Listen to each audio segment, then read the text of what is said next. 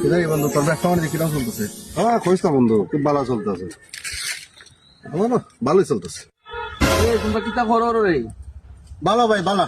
ভালো ভাই, আমরা ভালোই আছি ভাই। ব্যবসা বাণিজ্য কিতা করো? আমি মনে করেন বাবার ব্যবসা করি। ভাই আমি ওই গুটি কাটার ব্যবসা করি আর কি ভাই। বাবার ব্যবসা মানে? মানে বাবার ব্যবসা বুঝছেন না, আমার বাবা মরে যাওয়ার পরে যে ব্যবসাটা আছে পেঁয়াজ রসুনের, এই ব্যবসাটা আমি করি আর কি।